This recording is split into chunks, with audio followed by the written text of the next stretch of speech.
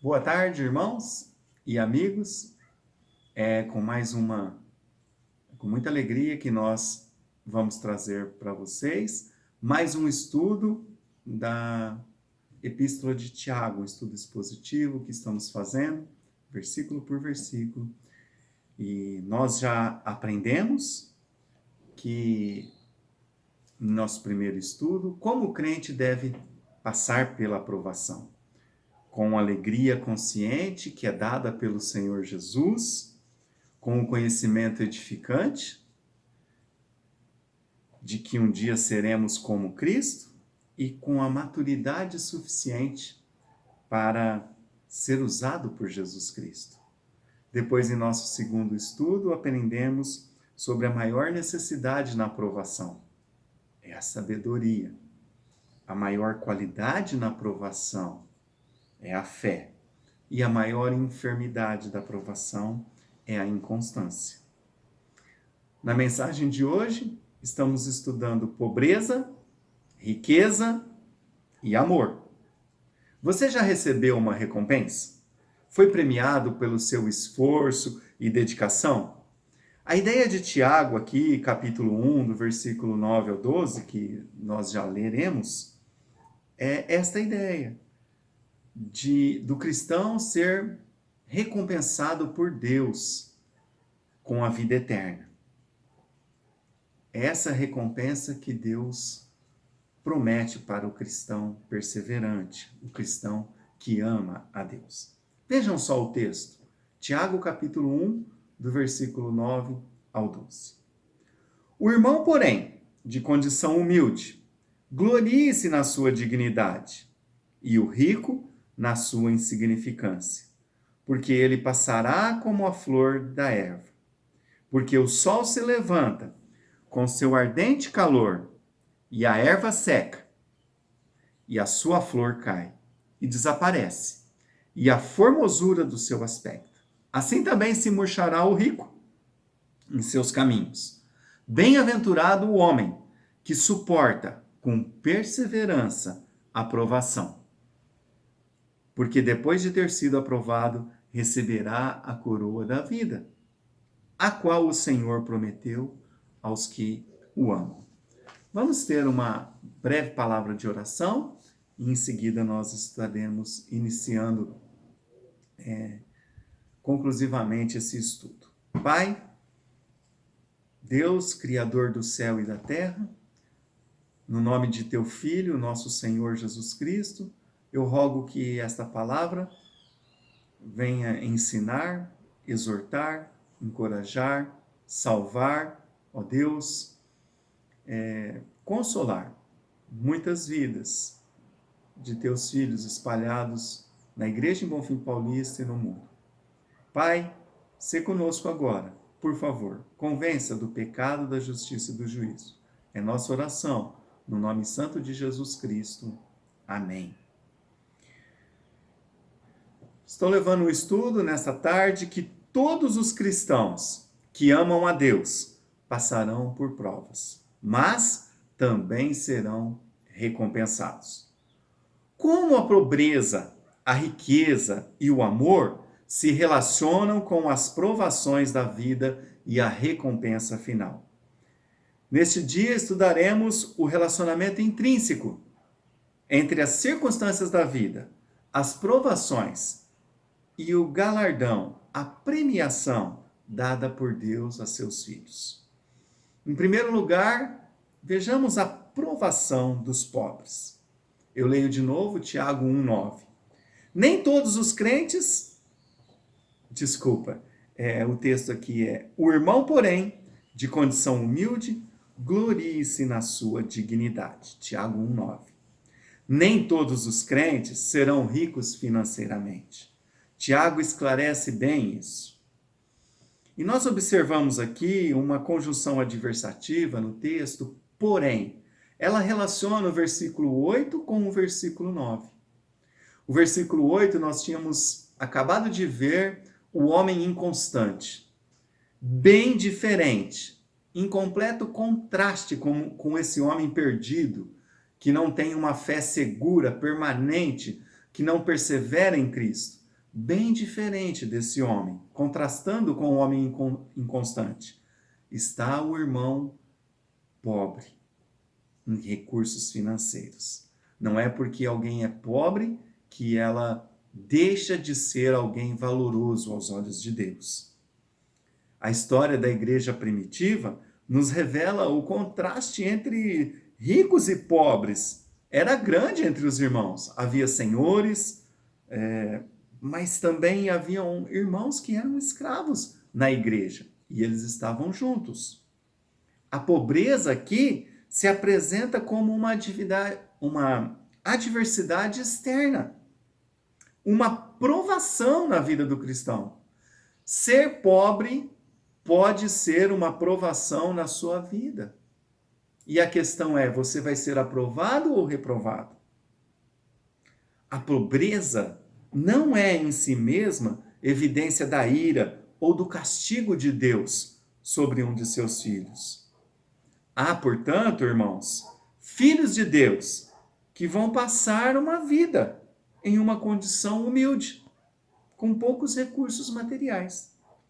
O objetivo do Deus soberano é ser glorificado na vida de todos os seus filhos, não importando se você tem dinheiro ou não. Você glorifica Deus com sua vida? Deus é glorificado na vida de um irmão que não é abastado, mas ainda assim que ama e glorifica a Deus no seu viver. Deus é glorificado na vida dos crentes pobres, porque Mamon, o demônio, o Deus das riquezas, não são um ídolo no seu coração. Para o cristão humilde, amar a Deus é mais importante do que ter um alto saldo bancário. Deus é glorificado quando está em primeiro lugar na vida de seus filhos, na lista de prioridade do filho. Quem está em primeiro? É Deus, o Criador? Então, você está glorificando Ele na sua vida. Você está mais preocupado em glorificar a Deus ou acumular riquezas? Ou ajuntar dinheiro? Você deseja mais amar a Jesus ou você está preocupado com a sua própria felicidade? A motivação de vivermos revela nosso egoísmo ou nossa piedade. Qual a sua motivação de viver nesta tarde? Deus é glorificado quando a situação de pobreza econômica não influencia na fé de um filho seu que é pobre de recursos financeiros. A verdadeira riqueza do Filho de Deus é Cristo. É a presença, é o cuidado contínuo de Deus, é a comunhão, é a habitação do Espírito Santo. Essa é a riqueza do crente. O cristão verdadeiro é herdeiro de Deus, é co-herdeiro de Jesus Cristo. Esta é a nossa verdadeira riqueza, que um dia será recebida por toda a eternidade. Será que um cristão que não enriquece financeiramente deve se comportar com um sentimento de inferioridade? Será que o crente que glorifica a Deus deve viver amargurado, revoltado, porque não é rico? Ou será que deve se amotinar contra o governo, fazer uma revolução social? É isso que Deus espera de um filho pobre financeiramente? Tudo isso, o sentimento de inferioridade, a autocomiseração, a amargura e a revolta ou rebelião, tem nome na palavra de Deus: pecado. E o crente desagrada a Deus quando se comporta desta maneira, ou por falta de dinheiro, ou por qualquer outra situação. Tiago, inspirado por Deus, ensina que o cristão deve gloriar-se na sua dignidade. Assim como nosso Senhor Jesus Cristo se tornou pobre por amor de nós, Paulo dá esse ensino em 2 Coríntios, capítulo 8. Por amor a Jesus, devemos, ainda que em condição financeira não abastada, Devemos glorificar, honrar, trabalhar, servir ao nosso Senhor Jesus Cristo. A pessoa que recebe Jesus Cristo como o único Senhor de sua vida, como suficiente Salvador, passa a ter uma autonobreza aos olhos de Deus. Se torna sacerdócio real. Pode entrar, sair e permanecer na presença do Rei dos Reis, do Príncipe, do Senhor, do Governador de toda a terra, do Alfa e do Ômega, o nosso companheiro, o nosso irmão Jesus. Você tem esse privilégio de permanentemente estar na presença de Deus. E por isso tem muito valor. O crente é filho do Rei. O crente é irmão e amigo do Senhor Jesus, que é o Rei de tudo e de todos. Muito em breve, a condição de pobreza vai acabar. O cristão herdará tudo que pertence ao seu Senhor. Como o cristão pode glorificar a Deus, então, sendo pobre? Sendo agradecido. Eu creio que você já deve ter ouvido na sua igreja, na nossa igreja, muito sobre pecados. Mas saiba, eu quero enfatizar aqui que a ingratidão é um pecado aos olhos de Deus. O apóstolo Paulo, em Romanos capítulo 1, particularmente em 2 versículos, versículos 21 e 24, ele deixa isso bem claro. Deixa eu ler para você esse trecho da palavra de Deus muito importante. Romanos 1, 21 e depois 24. Porquanto, tendo conhecido a Deus, não o glorificaram como Deus. E agora vejam só o que diz o texto. Nem lhe deram graças. Antes, em seus discursos se desvaneceram, e o seu coração insensato se obscureceu. E olha o versículo 24. Por isso também Deus os entregou às concupiscências de seus corações, à imundícia, para desonrarem seus corpos entre si. Os homens não deram graças ao Criador. Foram ingratos. E Deus os entregou a si próprios. Deus nos livre do abandono de Deus. Mas essa é uma realidade que não vai acontecer na vida do crente. O homem é um ser criado para ser dependente de Deus. Essa é a nossa natureza. Mas a ingratidão, o orgulho, torna o homem independente de Deus. E aí o homem morre eternamente.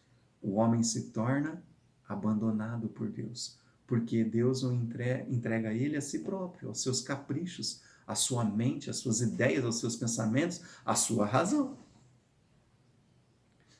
Mas não podemos nos esquecer da grande obra de Deus na vida dos irmãos mais humildes.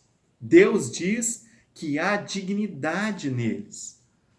No capítulo 2, versículo 5, Tiago mostra um pouco mais sobre isso. Veja, ouvi, meus amados irmãos, porventura não escolheu Deus aos pobres deste mundo para serem ricos na fé? Sabe, irmãos, a fé de um irmão, de um filho de Deus, move a mão de Deus para realizar os sonhos de Deus. Isso é teologia correta de oração. A oração com fé move a mão de Deus para realizar a vontade de Deus, os planos de Deus. E o Criador escolheu, separou os pobres desse mundo. Em regra, obviamente há exceções, mas são os pobres deste mundo para realizarem sua obra que é impossível de ser realizada sem fé. Um único irmão pobre pode fazer mais com a sua fé do que milhares de irmãos em Cristo ricos financeiramente. Entende? Eu desejo muitos ricos na fé, na igreja que o Senhor Jesus Cristo me colocou para pastorear, no distrito de Bonfim Paulista, aqui em Ribeirão Preto. Irmão em Cristo, você que é humilde de recursos financeiros, quer glorificar a Deus, quer ser aprovado por Deus, então você tem que decidir glorificar o Senhor Jesus Cristo com muita gratidão em sua vida.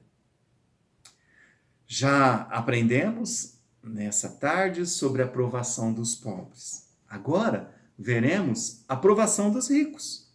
Irmãos ricos, crentes ricos que também são provados. Eles também estão nos planos soberanos de Deus. Eu leio de novo para vocês Tiago 1, 10 e 11. E o rico na sua insignificância, porque ele passará como a flor da erva, porque o sol se levanta com seu ardente calor, e a erva seca, e a sua flor cai, e desaparece a formosura do seu aspecto. Assim também se murchará o rico em seus caminhos. Tiago faz um contraste entre o cristão pobre e o cristão rico. O pobre tem dignidade e o rico insignificância. Tudo isso aos olhos de Deus, que vê de forma diferente do ser humano. Normalmente, os olhos humanos tornam o rico o quê, irmãos? Dignos e os pobres insignificantes. Não, essa não é a maneira de Deus olhar. Não para Deus. As riquezas não dizem nada para o Criador. Sabe por quê? Porque tudo é dele. Tudo é para ele. Tudo foi ele quem criou, do nada. Ex nihilo, como dizem os teólogos ortodoxos. É assim que cremos. O cristão rico também tem de se gloriar, mas não dos seus recursos financeiros, pois tudo vem de Deus. Gloriar aqui tem o sentido do orgulho legítimo de ser filho de Deus, independente de qualquer recurso material, irmãos. O cristão rico também pode se gloriar ou se alegrar pela alta posição que tem de ser filho de Deus. Não por ter dinheiro, propriedades, fazendas e outros bens. O cristão rico gloria-se na sua insignificância, porque ele sabe que suas riquezas não lhe servem para nada no tocante a obter vida eterna. Só Deus, só a graça de Deus pode conceder vida eterna ao homem, seja ele rico ou pobre. E isso vai acontecer quando o homem verdadeiramente se arrepende dos seus pecados, se converte a Jesus Cristo, deixa de seguir o príncipe deste mundo que é Satanás e passa a seguir a outro líder, o Senhor Jesus. Isso é conversão. E deposita fé salvadora com todo o seu ser, com todo o coração, na obra realizada por Jesus Cristo lá na cruz do Calvário. Que Jesus morreu para pagar os pecados de toda a humanidade, mas vive, ressuscitou, porque era e é todo santo, justo e verdadeiro. É assim que a salvação acontece e o cristão rico sabe disso. O seu dinheiro não presta, não serve para nada para a eternidade, mas ele já confiou e entregou a vida, a sua vida ao autor da salvação, que é Jesus Cristo. O desejo de obter mais, a avareza, o amor ao dinheiro, não mais faz parte da vida de um cristão rico. Jesus é seu desejo, não mais as riquezas. Tiago destaca que as riquezas são temporárias e perecíveis. As riquezas são como a relva e suas flores. Ninguém, irmãos, leva nada consigo na hora da morte. E assim como as flores da Palestina, em muito breve, em pouco tempo, perdem a cor, secam, morrem sob o calor da Palestina, assim também as riquezas são temporárias. Ninguém leva nada no caixão para outra vida de seus bens aqui. E muitas vezes até quantos homens, seres humanos, que são abastados financeiramente, perdem tudo e se tornam pobres. Tiago revela como os bens desse mundo são passageiros. Assim como nossa vida também. E ele vai falar isso mais para frente em Tiago 4,14. Como é breve a vida do ser humano. Você que me ouve aqui, talvez não é membro da igreja e não é um cristão ainda, você já parou para pensar na brevidade da sua vida? Veja o que a palavra de Deus diz sobre isso. Porque que é a vossa vida? É um vapor que aparece por um pouco e depois se desvanece. Já parou para pensar que estamos no ano de 2020? Ou seja, a história relata mais de 2000 anos após o nascimento do Senhor Jesus Cristo. E você vai viver quanto? 120? Que já é uma idade muito acima da média? E o que são 120 anos comparado com 2020 anos? O que são 120 anos comparado com uma eternidade? Irmãos, Tiago explicou que a nossa vida é como um vapor, uma neblina que cai na relva, mas no primeiro sol da manhã evapora. Por isso devemos nos preocupar, sim, com a eternidade. E a palavra de Deus é que pode nos dar a resposta verdadeira, porque ela é a verdade. Ainda o rico deve gloriar-se de sua insignificância, ou seja, ele deve gostar de proclamar esta verdade e de exaltar o seu Salvador, que é Jesus Cristo, aquele que deu verdadeira vida. O cristão rico não é avarento, não ama o dinheiro, os bens e as propriedades. Tudo isso não está em primeiro lugar na sua vida. As riquezas não são o ídolo no coração de um cristão rico. Paulo esclareceu ao jovem pastor Timóteo, em 1 Timóteo capítulo 6, versículo 10, sobre a questão do amor ao dinheiro. Veja o que a palavra de Deus diz. Porque o amor ao dinheiro é a raiz de toda espécie de males. Olha só o que a palavra de Deus está falando. Que toda espécie de mal tem origem no amor ao dinheiro. E nessa cobiça alguns se desviaram da fé e se transpassaram a si mesmo com muitas dores. O amor ao dinheiro, eu enfatizo, é a raiz de toda espécie de males. O cristão rico não ama o dinheiro. Ele é fonte de bênção. Ele é canal de bênção. Ele recebe com uma mão para abençoar com a outra mão. Ele é o canal. E Deus tem prazer em usar irmãos assim. E usa muitos. Muitas vezes eu ouvi o testemunho do meu pastor, lá na sua terra natal, de como um homem se tornou o proprietário de uma grande multinacional, dando para a obra de Deus, para a igreja do Senhor Jesus Cristo, 90% dos seus salários, né? Vamos dizer assim, dos seus recursos. Já pensou? Ele era um canal de bênção para Deus e para o mundo, para o próximo. A gratidão do coração se transforma em generosidade quando um cristão é rico e é usado por Deus. Irmão em Cristo, você que está me ouvindo e é rico financeiramente, quer glorificar a Deus? Quer ser bênção para a obra de Deus, para a igreja do Senhor Jesus? Então decida nessa tarde. Eu glorificarei ao Senhor Jesus Cristo com muita generosidade em minha vida. Nós estamos estudando o relacionamento entre a pobreza, a riqueza, o amor e a premiação, que é a vida eterna. Já vimos a pobreza como prova, a riqueza como prova. E agora, em terceiro e último lugar nessa tarde, nós estudaremos a aprovação dos que amam. Não provação, a aprovação dos que amam.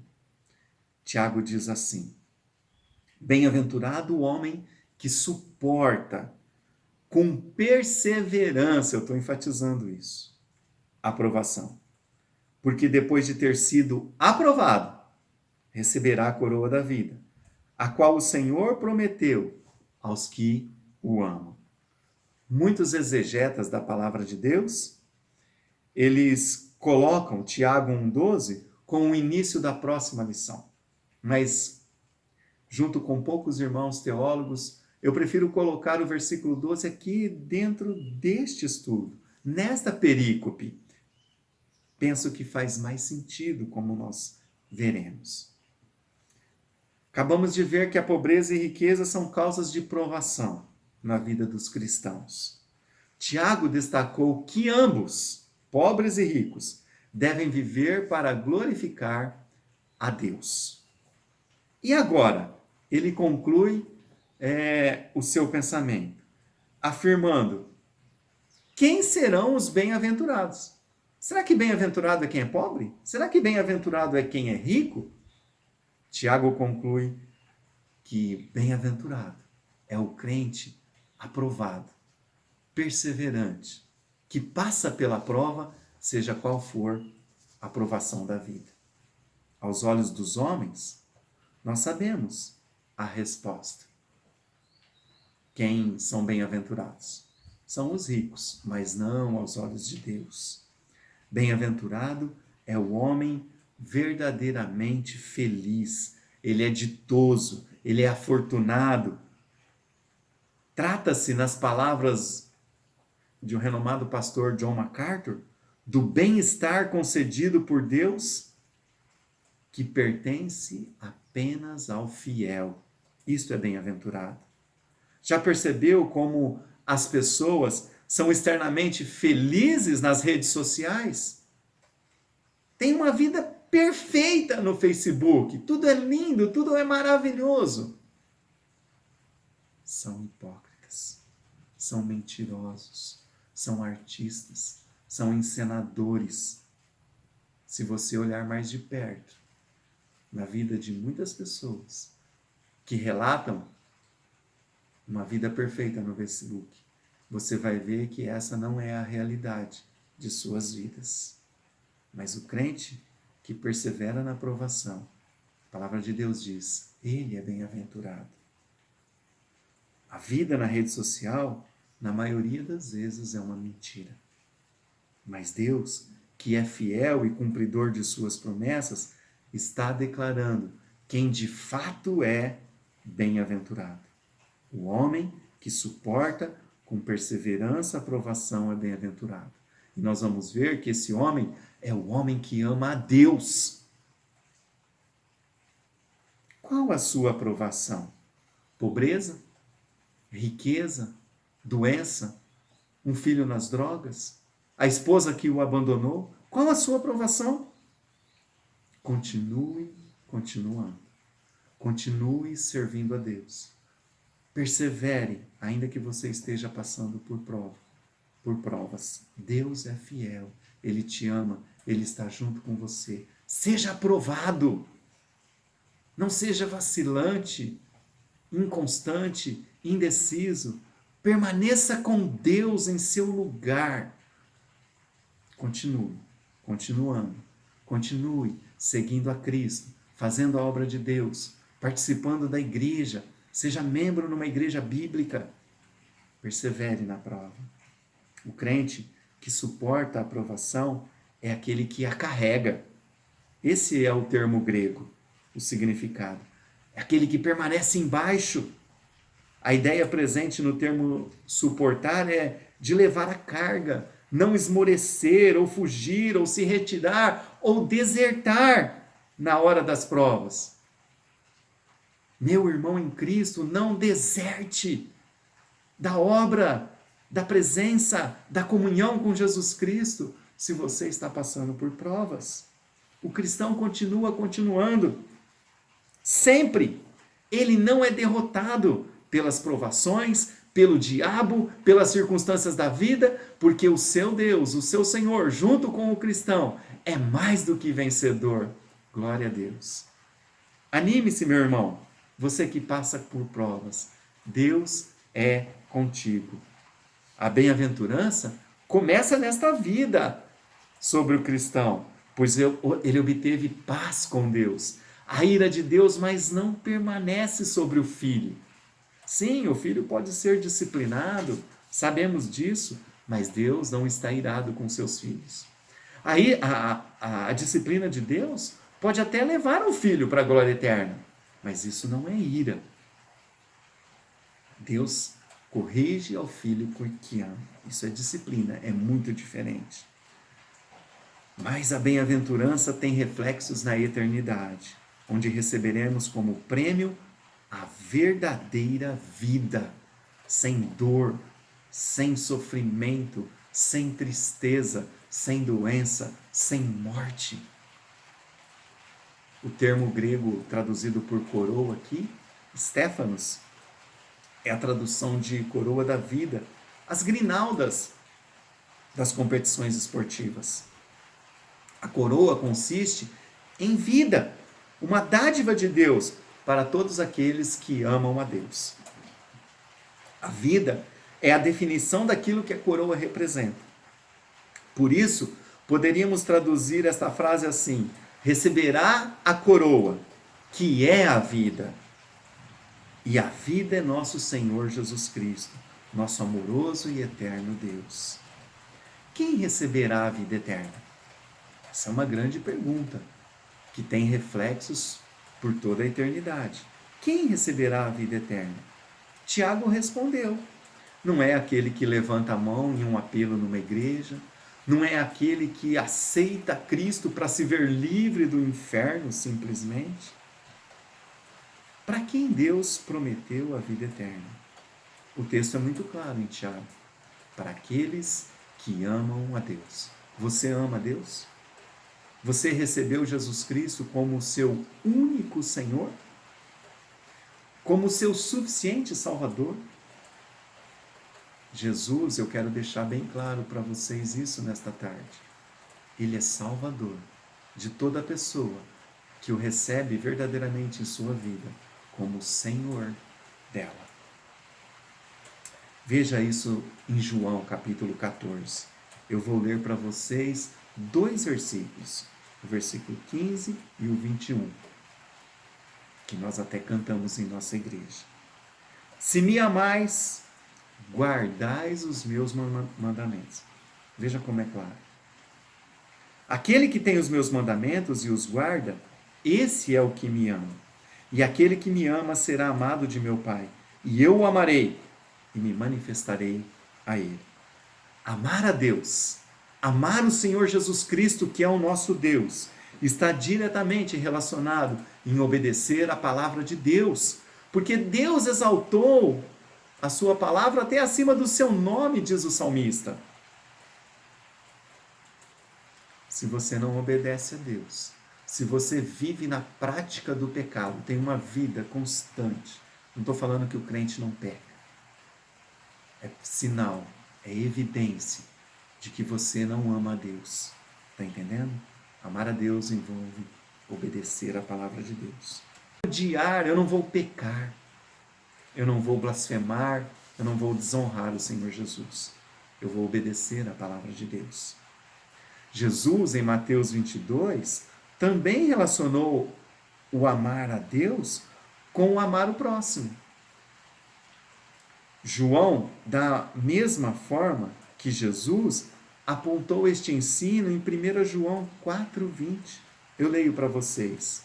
Se alguém diz, eu amo a Deus, e odeia seu irmão, é mentiroso. Pois quem não ama a seu irmão, a qual viu, como pode amar a Deus a quem não viu? Que texto forte! Como pode um cristão não perdoar?